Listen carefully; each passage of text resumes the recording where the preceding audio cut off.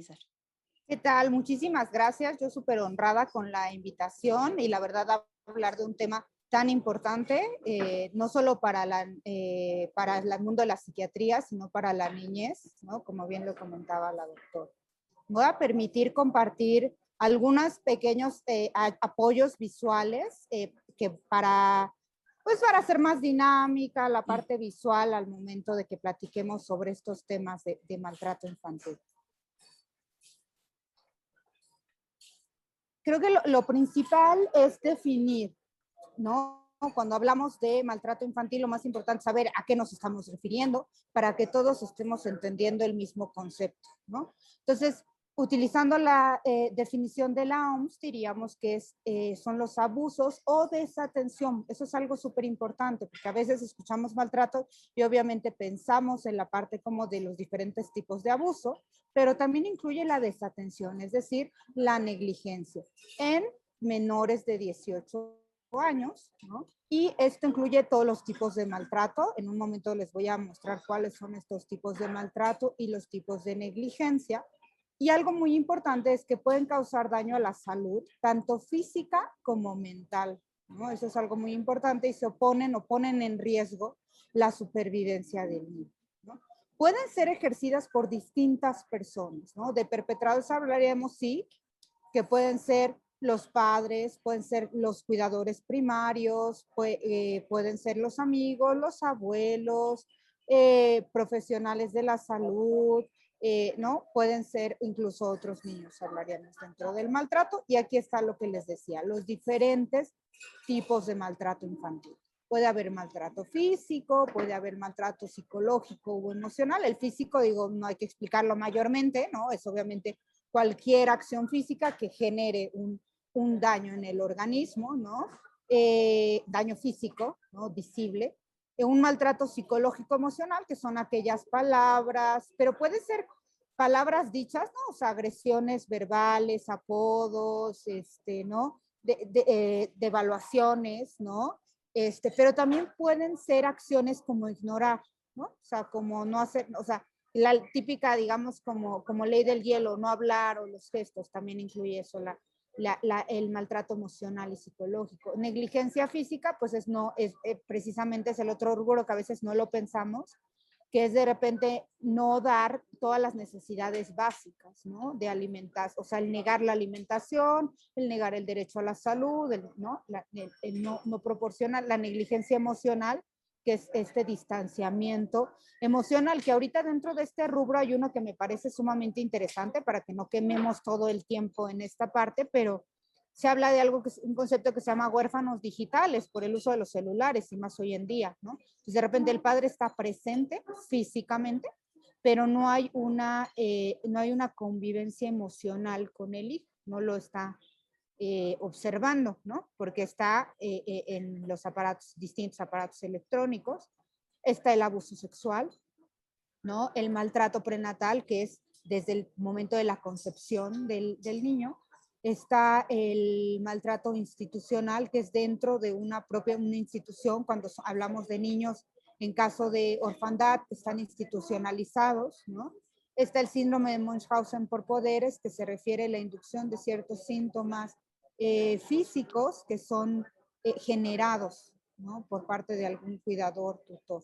Y bueno, ya casos más graves, corrupción de menores, trata de menores, ¿no? Ya sea para cuestiones laborales o para trabajo sexual, ¿no? Explotación Doctora sexual, Guizar, perdón. ¿por qué es importante la etapa infantil o por qué es crítica esta etapa?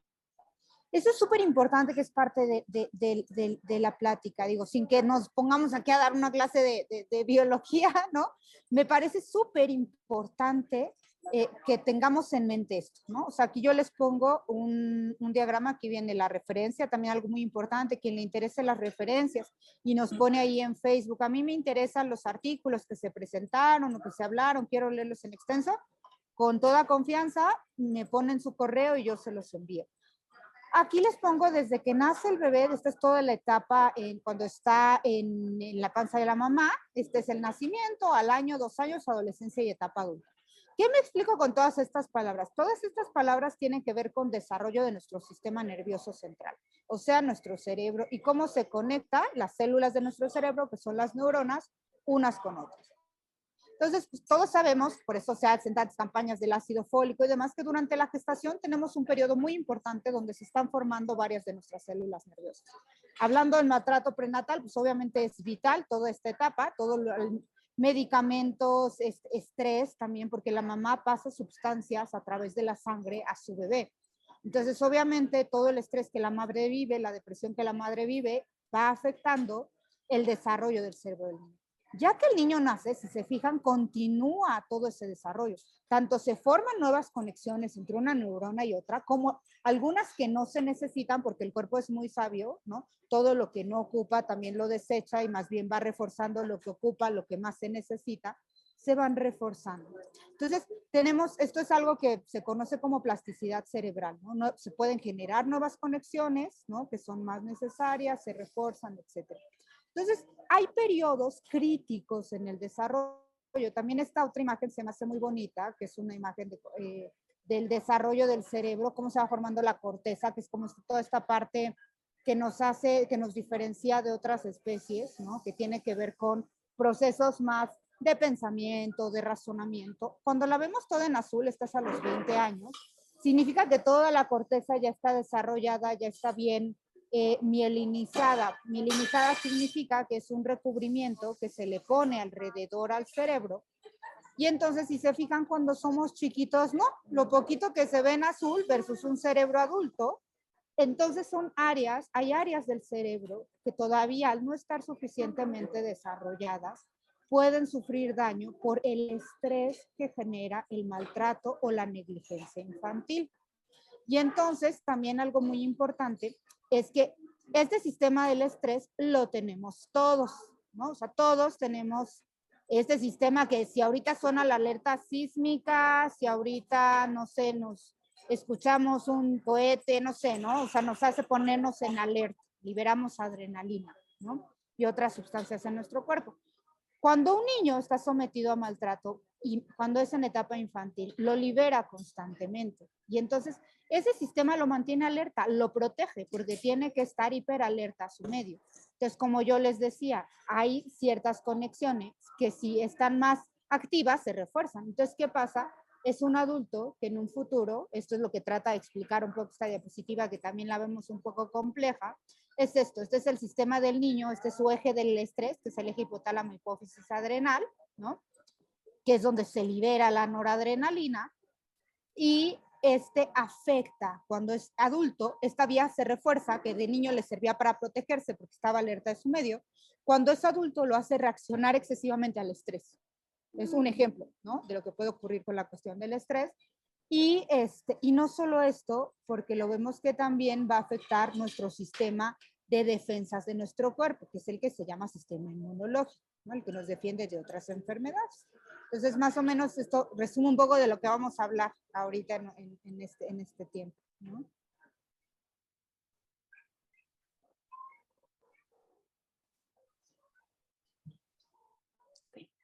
Doctora Guizar, ¿qué estructuras dentro del cerebro, en esto que usted nos está explicando, cuáles son estas estructuras del cerebro que se pueden afectar por esta situación del maltrato? Eso es súper importante. Bueno, ahorita me regreso a estas. Esta diapositiva la encontré, aquí está la referencia en un foro que se llamaba Hablemos de Neurociencias, que hubo en Puebla hace un tiempo. Y la verdad es que me encantó, porque habla del maltrato infantil, que no todas las cicatrices son visibles. No sé si logremos ver en la imagen que se ve en el cerebro de la niña, la parte de las agresiones físicas, ¿no? Dentro de su cerebro, igual en el cerebro del niño. Muchas veces, hablando de la pregunta que nos decía la doctora, no es que las vamos a ver, sí va a haber obviamente, y sabemos que hay muchas consecuencias del maltrato físico, quemaduras, cicatrices, etcétera, que pueden generar daño. Pero no solamente eso, sino tenemos en el cerebro, aquí es como si me hubieran partido a mí aquí por la mitad, ¿no? Yo estaría viendo más bien de este lado, me parten de la mitad, ¿no? Me quitan este cacho y esto es lo que yo estoy viendo aquí en esta imagen, ¿sale? vamos a hablar, digo, a grosso modo, algunas estructuras importantes y qué es lo que implicaría, ¿no?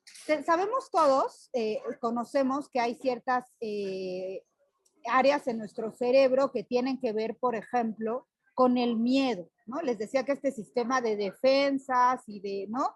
Y de estar alertas tiene que ver con esta, que parece una pelotita, que es la amígdala, ¿no?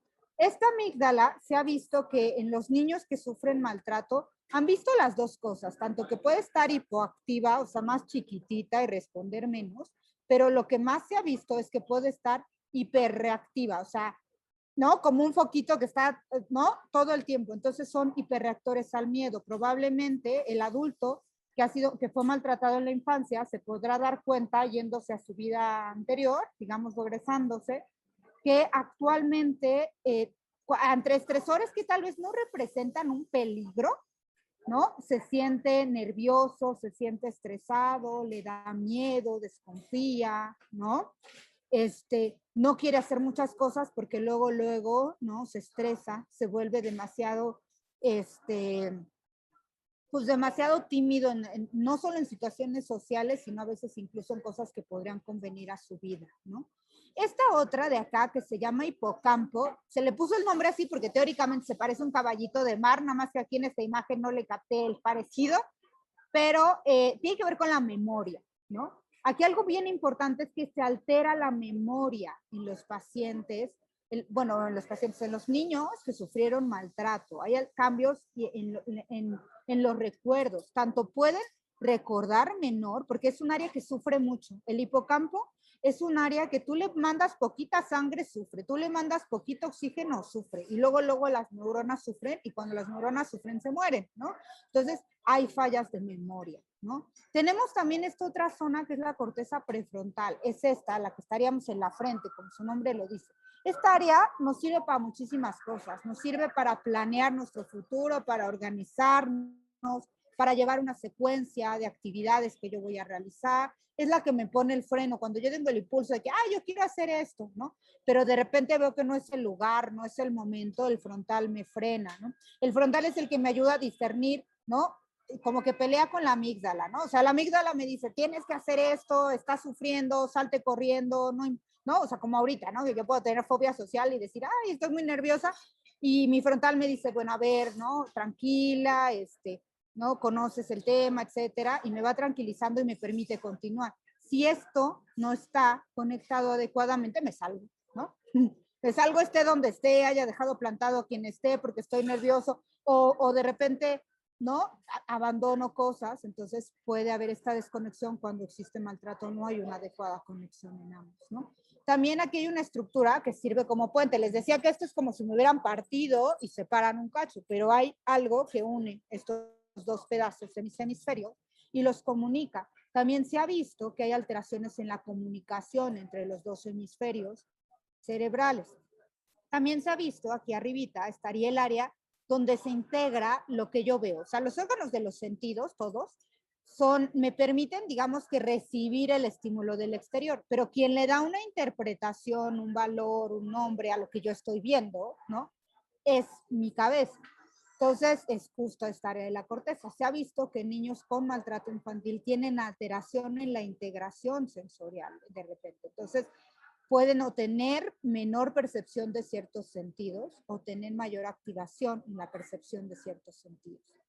Y esta, que no nos vamos a clavar en las estructuras del cerebro, pero la puse principalmente para que notáramos cómo este es un cerebro sin maltrato y vemos todas las conexiones, todas estas bolitas chiquitas y grandes son las conexiones que hay dentro del cerebro, cómo todo nuestro cerebro se conecta, tanto dentro de cada hemisferio como un hemisferio con el otro, o sea, una mitad con la otra, ¿no? Se están conectando. Vemos el cerebro de un niño con maltrato, las conexiones son mucho menores, tanto dentro de cada mitad como entre las dos mitades. Eso obviamente tiene implicaciones importantes en todas las funciones que el niño ejerza, ¿no? Que el niño haga en un futuro, tanto en un futuro próximo, es decir, su adolescencia, como en la etapa adulta, ¿no? Entonces, resumiendo, serían estas las áreas, pero es bien importante, por eso me encantó, la verdad, esta imagen, Es importante saber que muchas huellas quedan aquí, en nuestras conexiones y en el desarrollo de nuestro cerebro, a veces más que las físicas.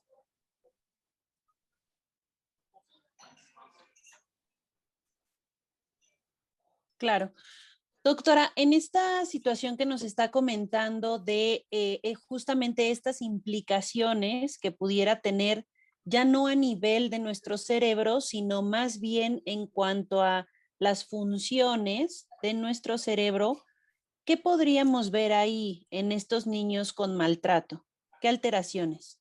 Sí, eso es súper interesante. Digo, aquí encontré también esta diapositiva de un congreso del Instituto de Neurociencias que me permite traducirla y me parece súper importante porque resume en varias áreas que es, ¿no? O sea, ya vimos que en el cerebro qué hacía cada área y ahora cómo eso se refleja, ¿no? O sea, les decía que el lóbulo frontal es súper importante para muchas cosas que tienen que ver con nuestras funciones intelectuales, ¿no? Entonces, que en el caso del niño, la escuela, ¿no? Entonces, habría un problema. Con este neurocognitivo significa el aprendizaje. Problemas de atención, problemas de aprendizaje, problemas de comprensión, ¿no? Pero no solo comprensión de las materias, ¿no? Sí puede haber alteraciones en comprensión, por ejemplo, del cálculo, atrasamientos en lectura, en lenguaje, ¿no? Pero también hay algo que se llama cognición social, en interpretar las caras de las personas. Muchas veces pueden estar siendo violentos con ellos y ellos no darse cuenta que las personas están siendo violentas física o emocionalmente con ellos, ¿no? Porque estas áreas que tienen que ver con ese aprendizaje, ¿no? Cerebralmente, ese aprendizaje lo adquirimos por conexiones en nuestro cerebro, ellos tienen esa alteración. También en la conducta. Muchas veces, yo les hablé de estructuras cerebrales, pero que recuerdan que el cerebro se comunica por señales eléctricas y por señales químicas, los llamados neurotransmisores. Entonces, muchas veces estos neurotransmisores se liberan también de forma alterada. Entonces hacen que también haya problemas también de conducta, ¿no? También problemas en sus habilidades, en su desarrollo, esto que se llama funciones ejecutivas, es lo que yo les decía de planeación, organización, secuenciación, ¿no? Saber qué pasos yo voy llevando. Ahí en el cálculo son las funciones que ocupas mucho, ocupas planeación, ocupas secuenciación, ¿no?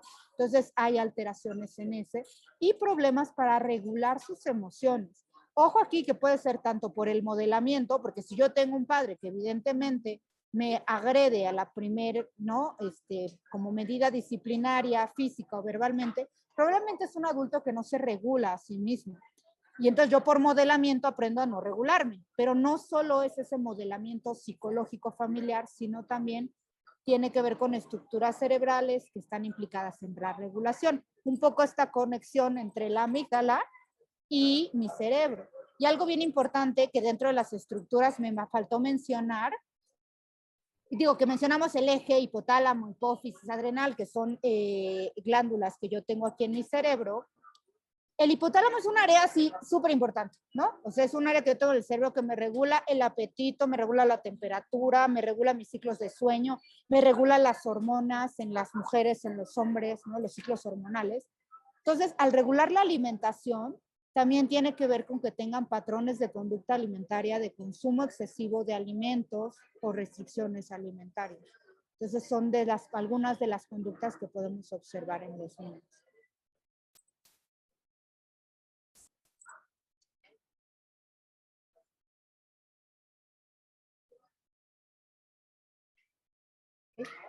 Y bueno, esta diapositiva se las puse acá como un poco para correlacionar, ¿no? Cómo está el maltrato, hay heridas biológicas, eso es algo súper importante, no solo es la herida psicológica y el daño por la convivencia social, hay cambios en cómo respondo al estrés, ¿sale? Y también estos cambios se combinan con la genética que yo traigo. Si yo traigo una herencia de familia para trastornos de ansiedad, para trastornos depresivos, etcétera, se combinan con mi genética. Pero aparte no solo eso, sino esos cambios genéticos yo los puedo heredar a mis hijos, ¿no? Eso también es algo súper importante. Y esos cambios, esas heridas biológicas, después se ven reflejadas en problemas psiquiátricos, ¿no? es decir, en trastornos depresivos, trastornos de ansiedad, ¿no? Y no solo problemas psiquiátricos, vemos aquí que también enfermedades metabólicas. Entonces eso me parece súper importante, que me regreso un poquito a esta, que son todos los problemas que genera la violencia en los niños, ¿vale? Para que no nos vayamos con la idea de que, bueno, sí, pues el embarazo adolescente, la muerte prematura, ¿no? Las fracturas, las quemaduras, los traumatismos, que es algo que sabemos, que es el maltrato físico, ¿no? Hay fracturas, hay quemaduras, hay fracturas ya sea en algo en los huesos o el llamado traumatismo craneoencefálico, que es en los huesos del cráneo, ¿no? Hay lesiones internas, ruptura del vaso, las lesiones en páncreas por golpes en el abdomen, ¿no? Problemas de salud mental, que ya les había hablado, depresión, ansiedad, suicidio, pero también hay consumo de sustancias, mayor riesgo de enfermedades de transmisión sexual, los riesgos de conducta, ¿no? Pero hay las enfermedades también de riesgos de salud, por eso también la OMS remarca mucho que hay daños en el cerebro y hay daños en la salud. ¿Por qué? Porque altera tu sistema inmune, tu sistema de defensas, altera tu sistema de la alimentación. Entonces, por eso hay mayor riesgo de obesidad. Altera la forma en la que tú, al estar todo el tiempo este sistema del estrés activo, le afecta bastante a nuestro corazón. Entonces, también riesgo de enfermedades cardiovasculares, hipertensión, etcétera, en la etapa adulta. Entonces, vemos que las implicaciones no quedan nada más en lo que ya conocemos, ¿no? Queda en varias áreas de la salud de los niños, ¿no? Eso me parecía como importante aclarar.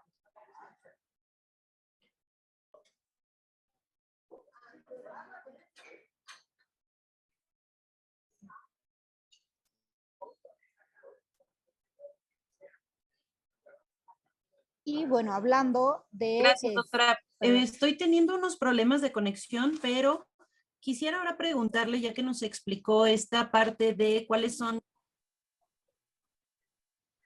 No, está bien, doctora, la dejo. Sí, no, digo, perdón, es que como está de repente ya saben que aquí el internet de repente es un asunto, se nos va y se nos viene, entonces como me había comentado la doctora que a veces tenía este problema de conexión, y luego yo que me encanta hablar así mucho, entonces por eso de repente me extiendo en algunos temas. Pero algo que me había comentado la doctora, me preguntaba, ¿y qué se puede hacer, no? Así, ¿sabes? Porque hay gente que ha sido maltratada y no ha tenido esto, ¿no? O sea, no desarrolla, ¿no? Un trastorno depresivo, un trastorno de ansiedad, no hiperreacción al estrés. ¿Qué pasa con estas personas? Hay un concepto que se llama resiliencia, que es un concepto que viene de la física, que es esta capacidad, aprovechando que tengo acá el cubrebocas, es esta capacidad de un objeto que por más que yo lo estire, digo, también tiene que ver, digo, esto es más elasticidad, no es tanto como en el, porque si hay algún físico viendo aquí va a decir esta mujer que está diciendo, pero es como lo más cercano con lo que lo puedo explicar, ¿no? O sea, yo lo deformo y regresa a su forma original. Es esa capacidad del objeto de poder regresar a su forma original, pese a haber sufrido estas lesiones, ¿no? No es solo un concepto, sí tiene que ver con la parte psicológica, ¿no? Aquí está esta diapositiva que también se ve así súper extraña, tiene que ver con este concepto, ¿no? La resiliencia no es solo estos factores de nuestro ambiente y psicológicos, porque la resiliencia nos las da que el tener el apoyo y la integración social, el apoyo de una comunidad, los recursos económicos, recursos culturales, recursos educativos, el haber contado con algún profesor, algún otro cuidador, una vecina, un amigo, algún profesor de la escuela, alguien que haya fungido como un apoyo o un refugio para ese maltrato que sufre el niño y proporcionarle las necesidades emocionales o físicas, ¿no? Que le hacían falta por parte de sus cuidadores primarios, ¿no? Tiene que ver también con estas amistades, el apoyo familiar, ¿no? Ciertas figuras que van apareciendo en la vida de un niño que pueden ir contrarrestando desde el punto de vista social y familiar este daño o este maltrato. Pero algo bien interesante con la resiliencia es que no queda ahí, cosas psicológicas y familiares. A mí siempre me encanta la correlación con el cerebro y la parte biológica, porque le da un sustento muy importante a lo que nos está pasando, ¿no? Las estructuras cerebrales, si se fijan, son muy parecidas a las que ya vimos. Es otra vez el cerebro cortadito, pero ahora visto de este lado. Está aquí el hipocampo, que yo les hablé, el que les decía que es para la memoria. Está el hipotálamo, que también yo les decía que es el que tiene que ver, perdón, está acá en la computadora, el hipotálamo, que era el que yo les decía que tiene que ver con la alimentación. Está la amígdala, ¿no? Que es la que tiene que ver con esta reacción al estrés, y la corteza prefrontal y nuestro eje. Se fijan, son los mismos, también tiene conexión con el sistema inmune, que es todas estas celulitis que vemos acá, y con nuestro eje del estrés. Entonces, si se fijan, todos estos factores también van a incidir en los mismos que se dañan cuando hay maltrato.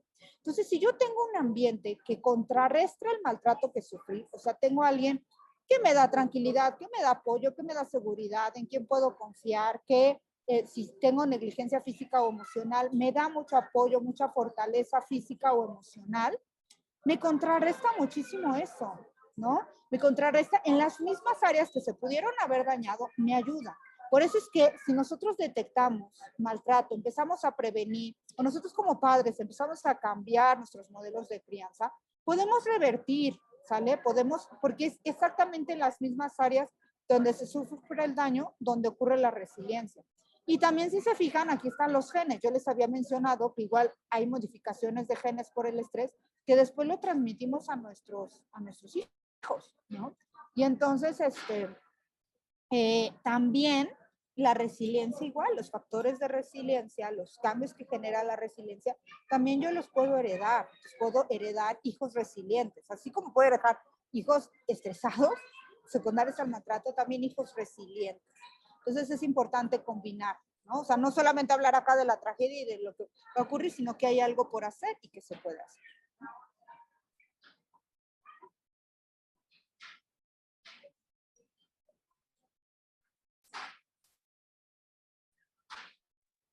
Muchas gracias, doctora. Perdón, como le comentaba, estoy teniendo problemas de conexión, pero bueno, me parece muy interesante todo lo que nos ha estado comentando y bueno, como podemos ver, esta situación, ¿no?, del maltrato infantil, pues puede tener consecuencias importantes tanto en la salud física, emocional e incluso, pues, de acuerdo a lo que usted nos está comentando, también en cuanto a, pues, el desarrollo, ¿no?, de los niños, de su desarrollo del cerebro y, pues, de todas las habilidades que eso conlleva.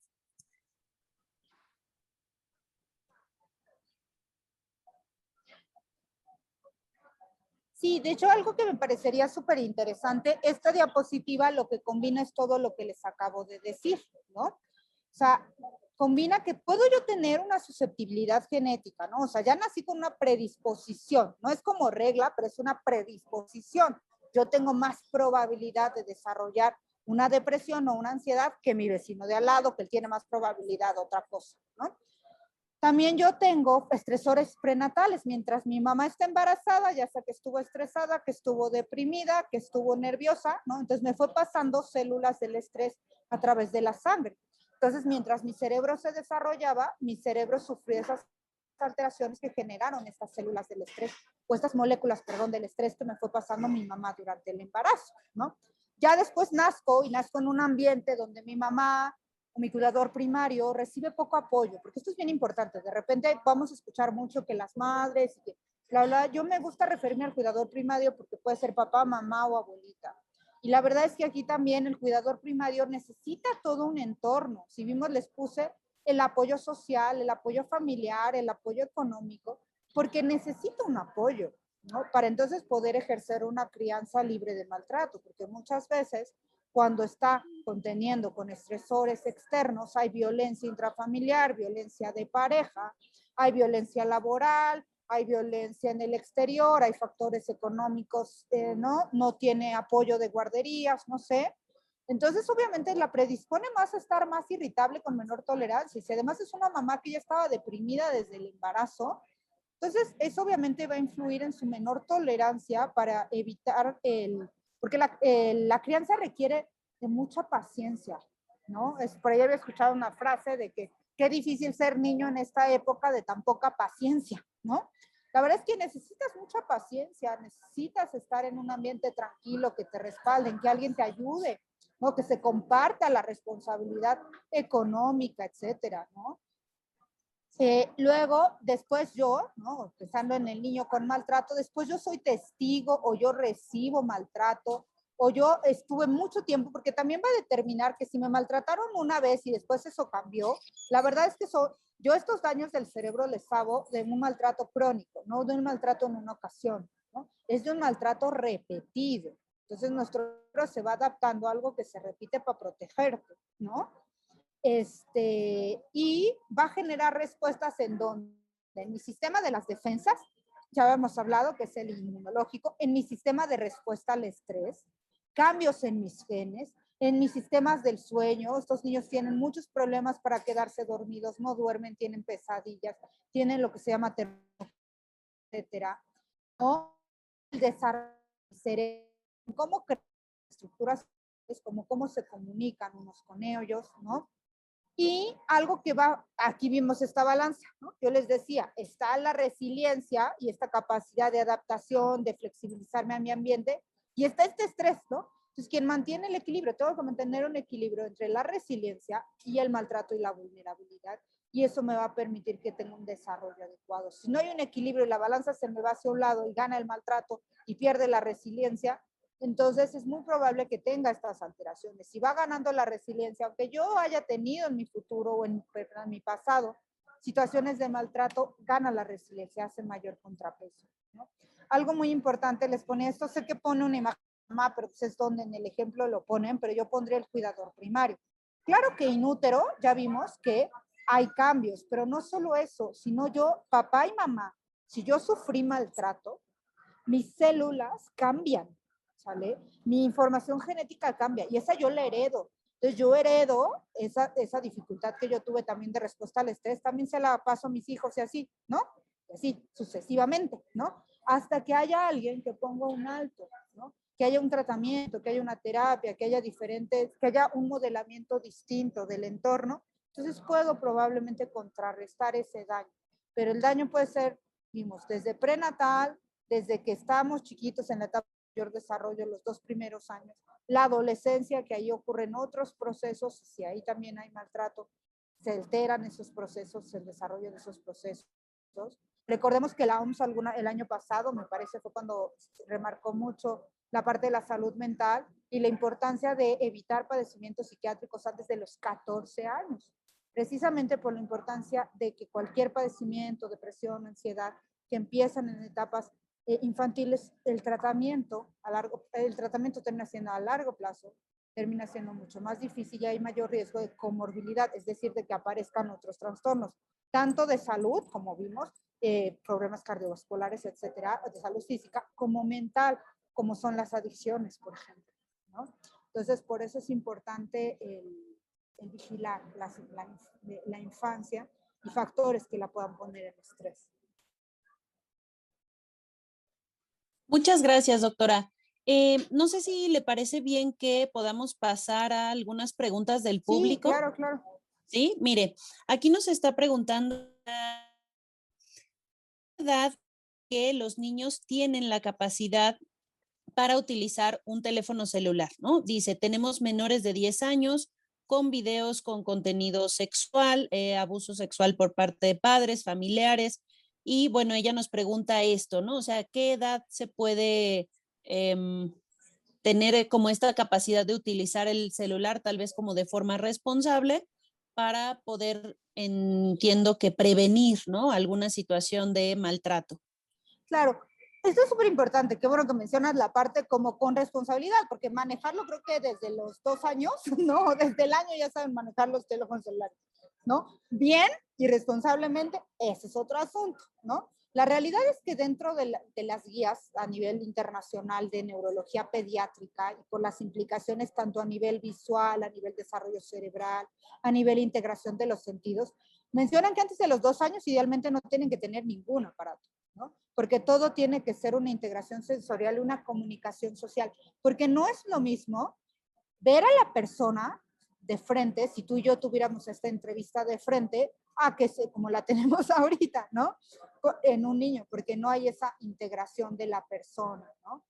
Entonces, esa es una, ellos tienen más que estar sabiendo cómo son las texturas, tanto con la boca, con las manos, necesitan esta parte como de los juegos, de los cantos, pero de la respuesta uno a uno, ¿no? De que yo me sorprendo, tú te sorprendes, yo me enojo, yo adivino tu enojo, ¿no? Entonces necesitan eso más chiquitos.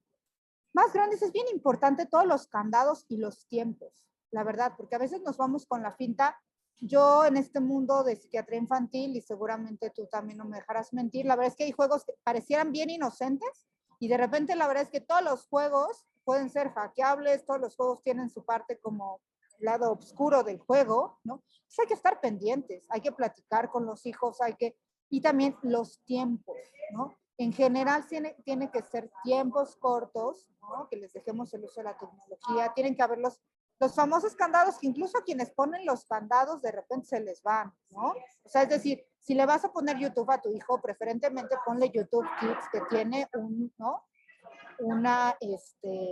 Un candado para que no entre a otros videos, porque tú aparentemente ves bien inocentes sus videos y de repente van metiendo, ¿no? Un poco como lo que pasó con ciertas imágenes que eran como medio terroríficas, que se aparecían en las caricaturas de los niños, ¿no? Entonces, idealmente eso le vas aumentando de acuerdo a la edad. Posteriormente, en la adolescencia, también es bien importante pues hablar de los riesgos y hablar abiertamente, como hablamos del abuso sexual, que también se tiene que hablar abiertamente de los niños, porque cómo yo voy a identificar una conducta si no, nunca me han hablado de ella, yo no la conozco. Entonces es lo mismo hablar de los riesgos de las redes sociales, ¿no? Porque pues ahorita la verdad es que el mundo está sumamente abierto, entonces yo puedo tener un amigo en Suiza, ¿no? Que está en Suiza, pero yo no sé si tiene mi misma edad o no, y todos los riesgos que puede implicar compartir, pues compartir toda la información, etcétera. Entonces yo diría, siempre bajo vigilancia, siempre tiempos breves, siempre mucha comunicación, ¿no? Con los hijos desde que son chiquititos, porque uno espera de repente que ya cuando hablen y se vuelvan adolescentes, y ahora sí ya vamos a tener conversaciones, pero si no tuviste un acercamiento desde que eran chiquitos, no vas a esperar que cuando son adolescentes de repente les nazca la comunicación. Con mucha comunicación, con tiempos medidos, no abajo de los 2 años, la verdad yo sería la idea que ningún tipo de tecnología, ¿no? Y posteriormente con vigilancia, es decir, a veces incluso interactuar con ellos, si están jugando, a ver, yo juego el videojuego contigo y hacemos competencias y te vas enterando qué es lo que está jugando, ¿no? Claro, porque así como dice doctora, creo que cada vez son más los lugares o bueno, dispositivos más bien en los que los niños pueden estar expuestos, ¿no? O sea, de repente antes era solo como con niños más grandes que ya tenían acceso a un celular, acceso a estas redes sociales, ¿no? Y este tipo de situaciones. Sin embargo, ahorita creo que pues este fenómeno va hacia niños más jóvenes, ¿no? O más pequeños por el uso de los videojuegos, ¿no? O sea, todos estos videojuegos que se juegan en plataformas en línea, ¿no? Multijugador, en donde pues ahí los agresores, ¿no? Tienen como mayor facilidad de acercarse a ellos, ¿no? Pero bueno, gracias, doctora. Le paso otra pregunta, ¿no? Que nos hacen y es, ¿a qué edad uno puede ya ser resiliente? La resiliencia no es como que se llega, así como yo diría como la felicidad, no es como que llegaste y es un estado de máxima plenitud, es o sea, y tampoco es como que ya, o sea, si para la adolescencia no te hiciste resiliente ya, ¿no? Tu vida fin. No, la verdad es que es todo el tiempo tenemos la oportunidad de generar resiliencia, es algo que se va generando con el tiempo, ¿no? Idealmente para la etapa adulta es cuando ya tenemos más recursos, ¿no? Porque tenemos más recursos de que nuestro cerebro se terminó de desarrollar, tenemos la posibilidad de que si no hubo una atención terapéutica proporcionada por nuestros padres, voy yo y me busco mi terapia, ¿no? Y entonces genero más factores de resiliencia, ¿no? Siempre hay esa oportunidad. De niños, esa resiliencia viene mucho de nuestros padres y de figuras, viene mucho del exterior. Mientras más vamos conviviendo con el mundo, es a través de ir con esa convivencia con el mundo, pero no diría que es un estado, más bien es como algo que puedo seguir adquiriendo todo el tiempo, tanto de niño como de adulto, ¿no? Y constantemente se está poniendo en juego porque en cada una de las etapas que tenemos de nuestra vida enfrentamos diferentes retos, en donde se va a tener que poner en juego nuestra resiliencia. De niños puede ser el maltrato, el bullying, etcétera. En la adolescencia las situaciones de pareja, etcétera, ¿no? Ahorita todos estamos enfrentando la resiliencia por las cuestiones mismas del aislamiento y fallecimientos y los duelos que también se están poniendo, ¿no? O sea, todo el tiempo es un estado, no es como que lleguemos ahí y cuando cumples, ¿no? Tal edad, ¿no? Idealmente tienes que irla construyendo a lo largo. Gracias, doctora. Otra pregunta que nos hacen aquí es que si un niño está viviendo maltrato infantil, si su desarrollo cognitivo puede ser más lento.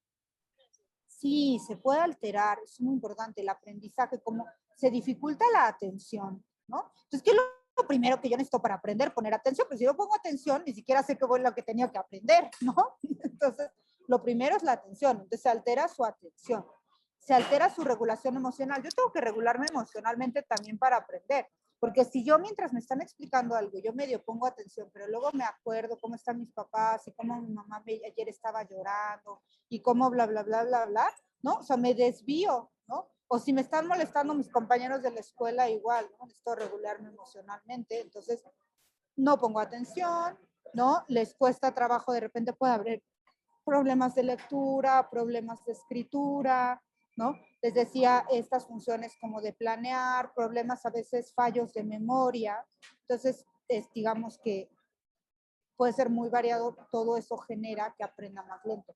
No necesariamente la cuestión del desarrollo intelectual, o sea, una cosa es la inteligencia y otra cosa es las habilidades cognitivas, sí van un poco de la mano y se pueden confundir, ¿no? Porque si voy aprendiendo lento, la gente a veces coloquialmente piensa como que, ¿no? Se hizo tonto el niño, pero no necesariamente es eso, ¿no? Sino que su desarrollo va más lento, ¿no? Pero claro que si yo no estimulo ese desarrollo, ¿no? Sí podemos tener problemas a futuro, ¿no? Gracias, doctora. Y bueno, finalmente hay varias preguntas, ¿no? Acá en el Facebook que estamos transmitiendo, hay varias preguntas en relación sobre qué se puede hacer. ¿Qué se puede hacer desde yo como papá, desde yo como profesional de la salud, tal vez psicólogo, trabajador social, familiar, amigo, digamos, qué pueden hacer estas personas cuando identifican una situación de maltrato en un niño? Sí, algo muy importante es, digo, por eso puse estas como últimas diapositivas. Si hay medicamentos, los antidepresivos aumentan el tamaño del hipocampo, aumentan la comunicación con la corteza, que son los daños cognitivos. Igual algunos tipos de psicoterapia también disminuyen la hiperactivación de la amígdala. Entonces hay cosas por hacer en cuanto a tratamiento. Lo ideal, evidentemente, pues sí es prevenir, ¿no? Pero si no se puede prevenir, pues una detección temprana, ¿no? Como dices, si yo lo veo, ¿no? Ver las señales, ¿no? Y buscar sitios de ayuda. Como padre, ¿qué podemos hacer? Idealmente también, obviamente, sí me gusta recalcar eso, porque también lo que les voy a poner de la prevención, claro que suena muy hermoso, pero si yo no tengo los apoyos económicos y apoyos sociales, que hay muchas entidades o unidades de apoyo al maltrato, ¿no? Cualquier cosa, yo creo que vía AMPI se les puede proporcionar teléfonos, datos, ¿no? Ahí, digo, aquí no los pondríamos, pero hay ciertas asociaciones o apoyos, ¿no? Para ciertos de apoyo a la violencia, ¿no? Les decía, porque suena muy lindo que idealmente la crianza, obviamente tienes que hablar con tu hijo, tienes que jugar, tienes que cantarle, tienes que interactuar todos los días, o sea, interactuar de que estamos uno a uno, ¿no? No de interactuar, que, tú estás jugando y ahí voy, lo llevo al parque y yo estoy en el celular mientras él brinca, juega y etcétera, no, es interactuar, ¿no? Contacto cara a cara, el contacto físico con los hijos, abrazarlos, ¿no? El decirles palabras de apoyo, etcétera. Pero ojo aquí, porque también ha habido un cambio, ¿no? Entre yo sufrí maltrato y violencia y entonces ahora yo no le digo nada. No, eso también incluye el maltrato, ¿no? Que no le digas nada y lo dejas que crezca y haga lo que quiera. O lo sobreprotejas y lo tengas en una burbuja y que no toque nada, también incluye, ¿no? Maltrato, porque no permites su desarrollo, no le permites que genere estrategias para defenderse. Y entonces también lo dejas vulnerable ante el mundo, ¿no? A eso es importante dejarlo explorar. Hay que ser claro y coherente, o sea, porque el niño aprende más de lo que tú haces que de lo que tú le dices, ¿no? O sea, si tú le dices, no debes de golpear, pero él cada que hace algo le sueltas 3 cachetadas, claro que vas, o sea, debes entender eso de los golpes, ¿no? Tienes que ser congruente con lo que tú dices tú hacer, ¿no?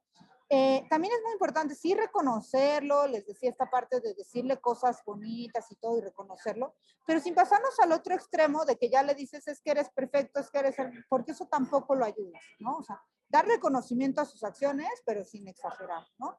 Y buscar ser proactivo, ¿no? Más que solo reaccionar. Si tú le muestras que a cada acción tú reaccionas y tú gritas y tú explotas y tú avientas y tú en vez de que solucione, porque en realidad ni estás solucionando, se agarró y tiró el agua y tú te pones a gritarle y decirle y le das 3 cachetadas y demás, y el agua y el vaso quedan ahí tirados, no estás solucionando, ¿no? Entonces, ok, tienes que tener más cuidado, vamos a limpiar, ayúdame a limpiar, o si es un vaso de vidrio, no lo vas a poner a limpiar tú, ¿no? Pero, ¿no? O sea, estamos solucionando lo que hiciste, ¿no? O sea, modelarle estas cosas. Pero les decía, suena muy lindo la teoría, pero necesitamos también ese apoyo social, ¿no? Porque si tú emocionalmente no estás bien, claro que va a estar reaccionando todo el tiempo, ¿no? Y lo que va a haber es tu reactividad más que la forma en la que tú solucionas los problemas y dialogas con él, ¿no? Y sí, como profesionales de salud se detecta, obviamente hay que pensar primero en eso, detectarlo, ver las señales, para entonces establecer vías para canalizar y vías de apoyo para esa familia y o ese niño que está sufriendo.